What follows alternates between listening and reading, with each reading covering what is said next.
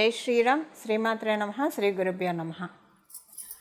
August నెల 1వ తారీఖు నుంచి 2024 సంవత్సరం ఆగస్టు 1వ తారీఖు నుంచి 2024 సంవత్సరం ఆగస్టు 24వ తారీఖు వరకు కూడా శుక్ర భగవానుడు సింహరాశిలో సంచారం జరుగుతుంది. ఇది ఒక విశేషాంశం. ప్రతి సంవత్సరం శుక్ర భగవానుడు సింహరాశిలోకి వస్తూనే ఉంటాడు. సంవత్సరంలో ఒక్కసారి డెఫినెట్గా ఆయన సింహరాశిని టచ్ చేస్తాడు. కొన్నాళ్ళు అక్కడ ఉండి మళ్ళీ కన్యారాశికి వెళ్తాడు. ఇలాగా ప్రతి రాశిని ఆయన తిరుగుతూనే ఉంటాడు.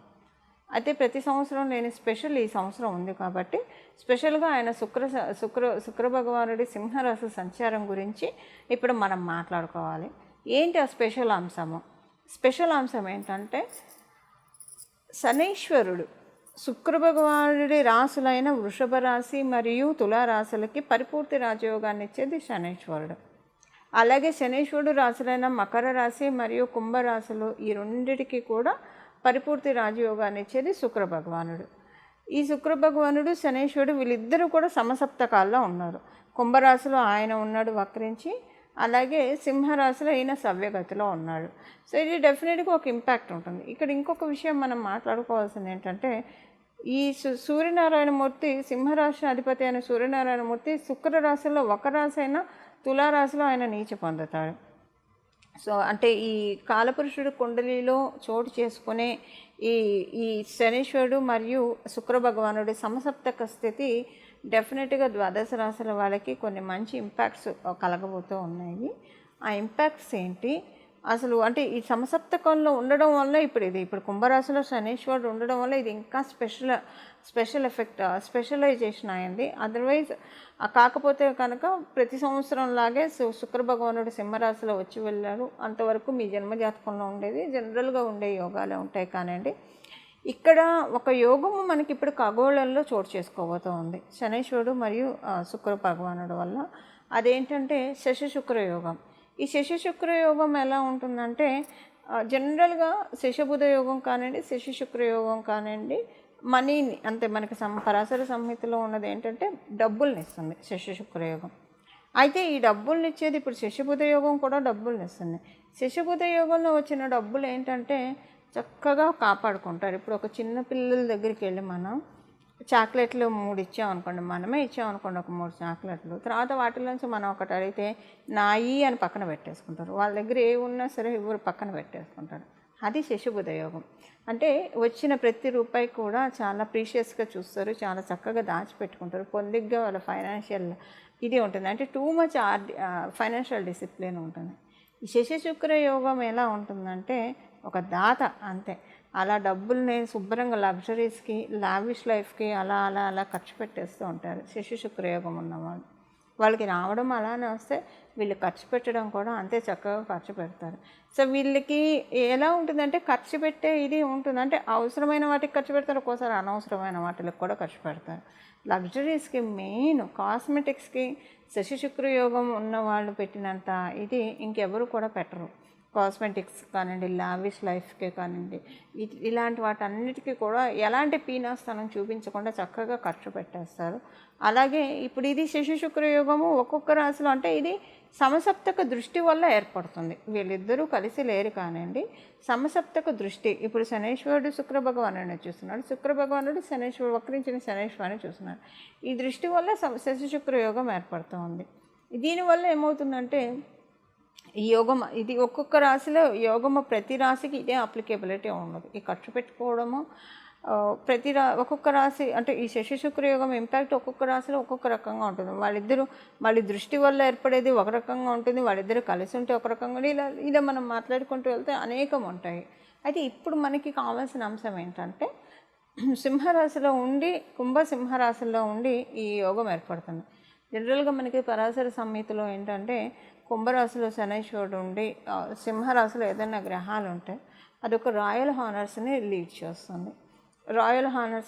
చేస్తుంది. చాలా మంచి కాంబో. యాక్చువల్గా అన్ని రాశుల్లోకి సింహరాశి మరియు కుంభరాశిలో ఎవరికైనా గ్రహాలు ఉంటే కనుక చాలా మంచిది. ఆ రెండిట్లో కలిపి లేకపోయినా ఒక్క దాంట్లో గ్రహాలు ఉన్నా కూడా చాలా మంచిది.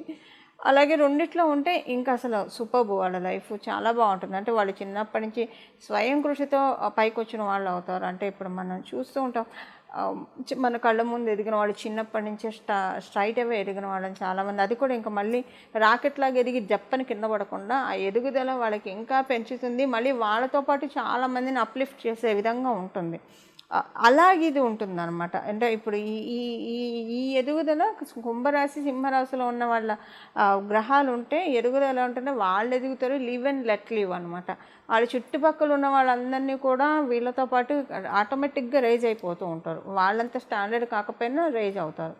ఇప్పుడు మనకి ఈ గూగుల్ ఇన్వెంట్ చేసిన వీళ్ళని మనం చూస్తే చిన్నప్పటి నుంచే వాళ్ళు అవన్నీ కూడా చాలా కష్టపడి ఫ్రేమ్ చేస్తారు. ఎంతమందికి ఆ టెక్నాలజీ ఉపయోగపడుతుంది చెప్పండి. ఇలాగా అంటే డైరెక్ట్గా కావచ్చు, ఇండైరెక్ట్గా కావచ్చు, వాళ్ళ వల్ల టూ మెనీ పీపుల్ బెనిఫిట్ అయ్యేది ఏదన్నా అలాంటివి ఏమన్నా పడితే అంటే ఆ కాంబో మేజర్గా మనకి కుంభరాశి మరియు సింహరాశిలో ఉన్న గ్రహాల వర్కింగ్స్ వల్లే 70% ఏర్పడతాయి. ఇంక మిగతా 30% వేరే వేరే రాశిలో అక్కడ ఉన్న డిగ్రీస్ వైజ్ వాటి ప్రకారం ఉంటుంది. ఇప్పుడు ఏంటంటే ఈ కుంభరాశిలో మరియు సింహరాశిలో ఉన్న ఈ యోగం అనేది 12 రాశుల వాళ్ళకి కూడా ఒక బ్లెస్సింగ్ డెఫినెట్గా ఇస్తుంది. లక్ష్మీ కటాక్షాన్ని ఇచ్చే మాసం, ఇచ్చే ట్రాన్సిట్ ఇది. లక్ష్మీ అమ్మవారు ఒక్కొక్కసారి మనందరికీ తెలుసు శ్రావణ మాసంలో లక్ష్మీ అమ్మవారు భూమి మీదకి వస్తుంది. అందుకే శ్రావణ మాసం మనం వరలక్ష్మి వ్రతం చేసుకుంటాం. శ్రావణ శుక్రవారాలు మనం చాలా చక్కగా జరుపుకుంటాం. ఆడవాళ్ళు జరుపుకుంటారు, మగవాళ్ళు కూడా దానికి పూర్తిగా పరిపూర్తి సహకారాన్ని అందిస్తారు. ఎక్కడ కూడా ఏమీ అడ్డు చెప్పరు, వాళ్ళకి కావాల్సినవన్నీ కొనిస్తారు. ఇప్పుడు నిజంగానే లక్ష్మీ కటాక్షం ఉన్న మాసం అండి అందరికీ కూడా, 12 రాశుల వాళ్ళకి, 12 లగ్నాల వాళ్ళకి. చూడండి మన అదృష్టం ఎలా ఉందంటే, మన అందరి అదృష్టం ఇది అనుకోకుండా శ్రావణ మాసంలోనే అంటే ఈ శ్రావణ మాసంలో వచ్చింది. ఇక్కడ శనీశ్వరుడు కూడా ఉన్నాడు. ఎప్పుడైనా లక్ష్మి వస్తానంటే కర్మకారకుడైన శనీశ్వరుడు అడ్డు చెప్తాడు. కుంభరాశిలో ఆయన ఉండడం వల్ల ఆయన ఇప్పుడు అడ్డు కూడా చెప్పట్లేదు. ఎందుకంటే ఇక అక్కడ రాయల్ హానర్స్ అందరికీ ఇవ్వాల్సిందే. సో ఇప్పుడు లక్ష్మీ కటాక్షం, లక్ష్మీ అమ్మవారి శోభ, లక్ష్మీ అమ్మవారి పరిపూర్తి కళలు అన్నీ కూడా మనకి అంతా భూమండలం మొత్తం విస్తరించి ఉన్న శుభ సమయము ఆగస్టు మాసంలో ఏర్పడుతుంది శశి శుక్ర యోగం వల్ల. దీన్ని మరి లక్ష్మీ అమ్మవారు అందరికీ అంటే చక్కటి యోగాన్ని ఇస్తున్నారు. అంటే ఎవరి అర్హతను బట్టి వాళ్ళ జన్మజాతకంలో ఉన్న పూర్వపుణ్య కర్మఫలం బట్టి. ఒకవేళ సపోజ్ కొంతమంది చాలా ఇబ్బందులు పడుతూ ఉన్నారు ఏదన్నా ఏ విషయంలోనూ, అందరూ ఫైనాన్షియల్గానే ఇబ్బంది పడాలని లేదు కదా. కొంతమంది రిలేషన్స్లో ఇబ్బంది పడతారు, కొంతమంది ఆరోగ్యంలో ఇబ్బంది పడతారు, ఒక్కొక్కరు ఒక్కొక్క రకంగా ఇబ్బంది పడుతుంటారు. ఏ విషయంలో అయితే డీప్గా ఇబ్బంది పడుతున్నారో ఆ విషయాన్ని అమ్మవారు హీల్ చేసేస్తుంది, క్యూర్ చేసేస్తుంది. ఒకవేళ జన్మజాతకంలో యోగం లేకపోయినా కూడా యోగం వచ్చే విధంగా మన చేత డెస్టినీ ఎప్పుడైతే డిసైడ్ చేసుకుంటుందో మనకి ఇవ్వాలని చెప్పి ఏం చేస్తే మనకు ఆ యోగం వస్తున్నా ఆ పనిని మనం చేస్తుంది. సపోజ్ ఒకరికి బాగా ఆర్థికంగా ఇబ్బంది, ఇప్పుడు మనకి కనకధార స్థితి కూడా అంతే కదండి. ఒక వృద్ధ బ్రాహ్మణ స్త్రీ మహాదారిద్ర్యంతో బాధపడుతుంటే శంకరాచార్యులు వారు వెళ్ళి అడిగినప్పుడు లక్ష్మీ అమ్మవారు పూర్వపు జన్మ పుణ్యం లేదంటే ఈ ఎండిపోయిన ఉసిరికాయ దానం చేసింది కదా తల్లి, ఇది చాలా అని స్తుతి చేస్తే అమ్మవారు కనక వృక్షం కురిపించినట్టు డెస్టినీ ఇవ్వాలనుకుంటే మన చేత అనుకోకుండా ఏదో ఒక మంచి శుభకర్మ మన చేత చేయిస్తుంది. అనుకోకుండానే మనం చేస్తాము. ఎప్పుడైనా సరే 10 మంది హ్యాపీనెస్లో మన హ్యాపీనెస్ని ఎత్తుక్కునే వాళ్ళకి ఇది ఇంకా మంచిదండి. ఇక్కడ ఇంకా డబుల్ బనాంజా, త్రిబుల్ బనాంజా అని 100 మంది బాగుంటే మనం బాగుంటాం, చాలామంది బాగుంటే మనం బాగుంటాం అన్న తత్వం కలవాళ్ళు మనలో చాలామంది ఉంటారు. వాళ్ళకి ఇది నిజంగా చాలా అంటే చాలా అమృతమైన సమయము. అమృతధార మీకు యూనివర్స్ నుంచి కురిసే సమయము. అమృతధార కురిసిందంటే ఇంకా అన్నీ ఉంటాయి, ఒకటని కాదు, ప్రతిదీ కూడా ఫుల్ఫిల్మెంట్ ఆఫ్ ఎవ్రీథింగ్ అని ఉంటుంది. అలా కాకపోయినా కూడా అందరికీ కూడా ఇది మంచి ట్రాన్సిట్. ఇప్పుడు ఈ శ్రీ మహాలక్ష్మి అమ్మవారి కటాక్షాన్ని మనం ఒడిసిపట్టుకునే మాసం ఎలానో శ్రావణ మాసం. దీనికి మనం ఇంకా ఏ ప్రత్యేక క్రియలు చేయడం వల్ల ఇది ఇంకా వస్తుంది. 12 రాశుల వాళ్ళకి కూడా ఏ ఏ విషయాల్లో ఇది మంచి ప్లస్ అవుతుంది, ఇది మనం ఒక్కసారి ఇప్పుడు మాట్లాడుకుందాం. కర్కాటక రాశిలో పుట్టిన వాళ్ళకి మరియు కర్కాటక లగ్నంలో పుట్టిన వాళ్ళకి మాటకి అంటే మీ మాటకి విలువ పెరుగుతుంది. సో ఇంట్లో లక్ష్మీ కటాక్షం చాలా చక్కగా ఉంటుంది. డబ్బులు అంటే ఫైనాన్షియల్గా ఇంట్లో చాలా బెటర్మెంట్ థింగ్స్ ఉంటాయి. ఇంకొక రకంగా మనం చూసుకుంటే కనుక స్వగృహ యోగానికి కూడా ఇది అంటే వస్తు వాహన భూ ధన కనుక వస్తు వాహన యోగాల్ని ప్రాప్తించే సమయం ఇప్పుడు శుక్ర భగవాన్ ఇస్తున్నాడట.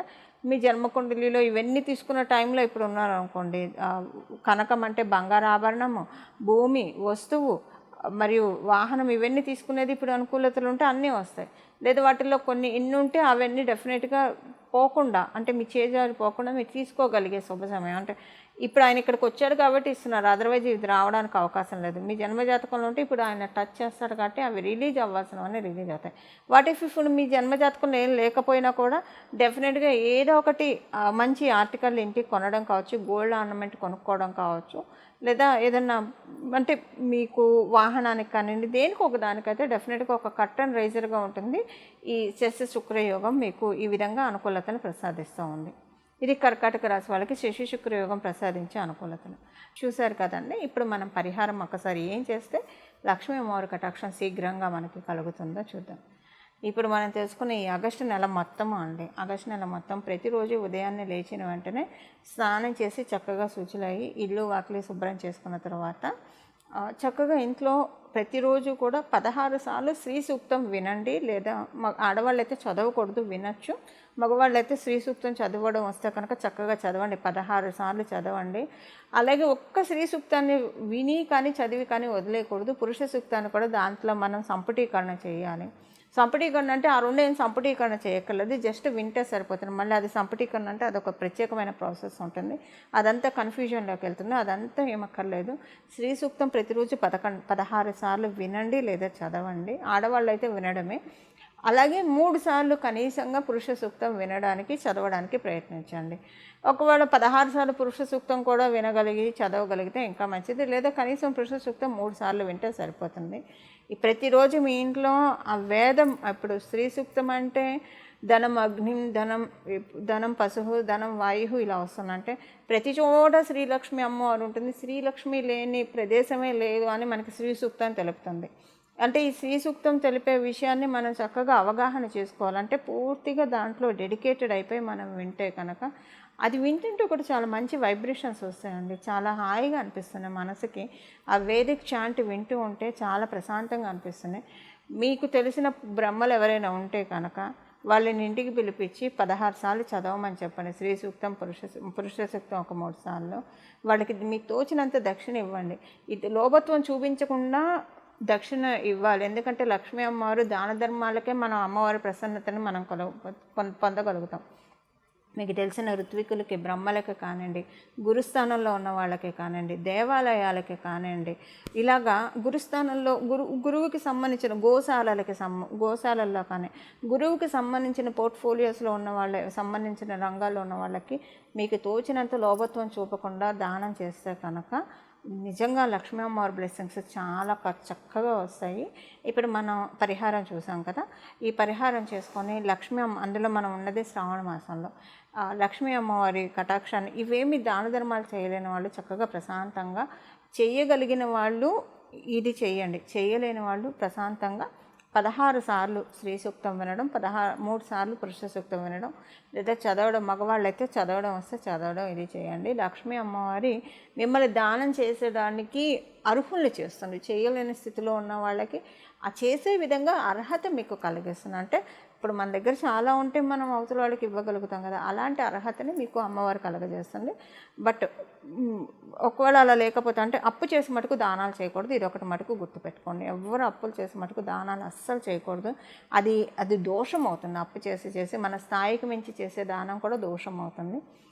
కలిగి ఉన్నప్పుడు లోభత్వం చూపించొద్దనే మనం ఏ కథ చూసినా, సత్యనారాయణ వ్రత కథ చూసినా, ఎందులో అయినా సరే లోభత్వం లేకుండా, అంటే మనకి కలిగి ఉండి ఎందుకు ఇవ్వాలన్న లోభత్వం అయితే చూపించకూడదు.